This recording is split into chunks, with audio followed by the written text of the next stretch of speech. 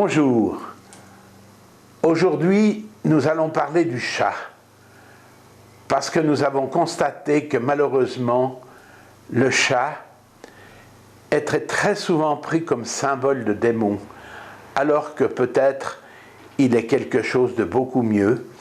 Et afin de le réhabiliter et de lui donner une bonne place dans notre réalité, nous avons pensé qu'il était bon de vous présenter deux tableaux de l'Annonciation, un fait par Barocchio et l'autre par Lorenzo Lotto, et que ça vous intéresserait de voir comment ces peintres, qui étaient eux-mêmes amoureux des chats, ont représenté cet animal dans ces tableaux, et que l'on pourra constater que le chat a une présence très importante. Vous savez bien que le chat, il peut pressentir les choses, il va très très loin. Alors, ici, présentation de Barocchio. Autoportrait, lui-même, un peu dur, mais très beau. Ici, le tableau de Barocchio, l'Annonciation. Je vous le présente, ici Marie, ici l'ange Gabriel, ici les fleurs de lys, ici l'Esprit, ici Dieu et les anges. Voilà, ça c'est sa représentation. Il y a une fenêtre avec un château au fond, c'est très beau, c'est très vénitien, c'est magnifique. Voilà les détails.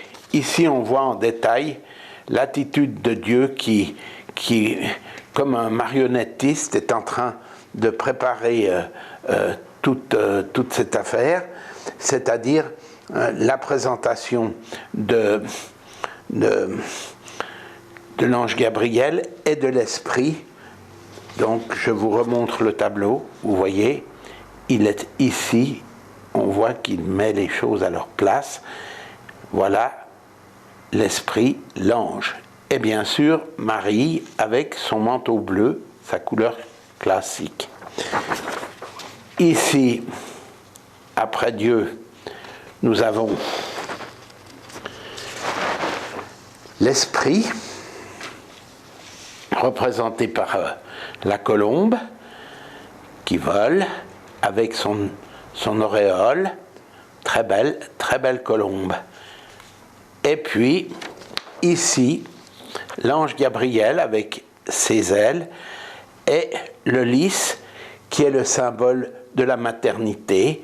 Il vient expliquer quel sera son rôle à Marie. Et le chat, voilà le chat. Le chat qui dans le tableau est ici, dans le coin ici à gauche, le voilà en grand. Lui, il ne se préoccupe pas, il dort. Tout est différent dans le tableau peint par Lorenzo Lotto. Ce tableau avait été commandé par la confrérie des marchands de Recanati et il se trouve toujours et encore aujourd'hui dans la pinacothèque de Recanati. Alors ici c'est très bien fait. Voyez, on peut carrément couper le tableau en deux. Ici il y a toute la réalité de l'époque. Voilà, bon, c'est fait à la Renaissance, donc la principale protagoniste, c'est-à-dire Marie, elle figure dans un décor de la Renaissance. C'est une petite fenêtre, là il y a toutes sortes d'objets. Ici, il y a un livre sur un lutrin.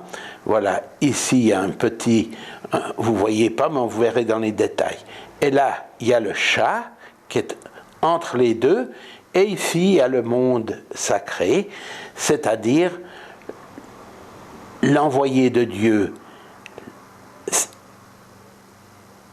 Gabriel, avec une branche de lys blanc, symbole sacré de la maternité, un décor et Dieu qui, lui, encore mieux que dans le tableau de Barocci, ici, vous voyez que Dieu va plonger, il va rentrer dans Marie, ainsi va se préparer la naissance du Christ avec son annonciation. Voilà, Monsieur Lotto, un portrait de lui fait par lui-même, très intéressant. C'est lui qui a peint ce tableau. Voilà une autre représentation que je garde près de moi. Et vous voyez ici le détail. Le chat qui est au centre, toujours ici ce petit tabouret avec dessus un sablier. Marie qui a un geste où on ne sait pas si elle est en train de se préparer pour joindre ses mains en vue d'une prière, ou si elle a un doute et qu'elle est récalcitrante à l'annonce que lui fait l'ange Gabriel. On ne peut pas savoir. Et ici, vous avez le détail du chat, vous voyez, comme tout d'un coup il est interloqué par ce qui est en train d'arriver, et qui nous prouve bien que lui seul a la capacité de voir ce que nous ne voyons pas. Parce que nous-mêmes, on ne peut pas voir l'ange Gabriel comme on ne peut pas voir Dieu. Mais le chat, lui, il peut tout ressentir, il est plus fort que nous, c'est pour ça que nous avons appelé cette vidéo Dieu et le chat, parce que le chat, il est aussi capable de ressentir des choses qui sont des choses extraterrestres et que nous sommes incapables de ressentir vraiment. Vous voyez, ici on le voit, il est un peu surpris, il est magnifiquement dessiné, on voit que M. Lotto aimait les chats.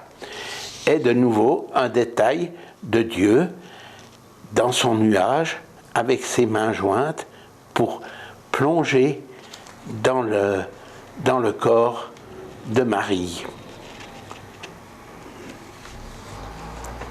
Voilà un détail de l'ange Gabriel avec cette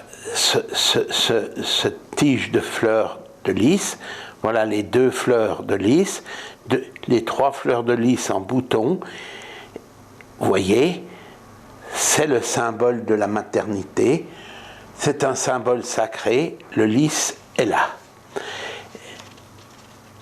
Et voilà, maintenant je vous présente la ville de Recanati, qui est dans les Marches, c'est-à-dire les Marches, c'est-à-dire près de la mer Tyrrhénienne. Ce Recanati, il y a aussi un port, donc au bord de l'eau. Autrement, la ville elle-même est construite en hauteur. Et ici, vous avez l'entrée du musée qui s'appelle Villa Colloredo Mels, cette villa dans laquelle figure la pinacothèque de Recanati. Vous voyez, tous les tableaux sont rangés à l'intérieur, vous voyez comme c'est beau. Et c'est là qu'est situé ce tableau que nous vous avons présenté de ce monsieur Lotto. Voilà, je vous le remets pour que vous puissiez bien le voir. Voilà le tableau tel qu'il est dans cette pinacothèque. Et de nombreux voyageurs vont jusqu'à Recanati pour voir ce tableau, alors que Recanati n'était pas connu que pour ce tableau de Lorenzo Lotto. Il était très connu à notre époque parce que c'est là qu'il y a les plus grands fabricants d'accordéons, dont Castagnari, et nous vous avons mis ici une un accordéon présenté par Castagnari, elle est posée négligemment, vous voyez, il y a même du café pour nous faire comprendre la couleur qu'elle a. Il y a aussi un fer, parce que tout a été bien repassé pour être mis dans la pompe ici, la pompe à air de l'accordéon. On voit ici les bretelles, puisque c'est le piano à bretelles, avec ici les petits tratraps pour crocher les bretelles. Voilà les touches pour jouer. Et c'est ce que nous vous offrons pour finir, et en l'honneur du chat, qui certainement est plus un animal de Dieu que du démon, un petit morceau d'accordéon. Voilà. Alors maintenant je vais vous jouer, puisque c'est la bonne période, je vais vous jouer Vive le vent.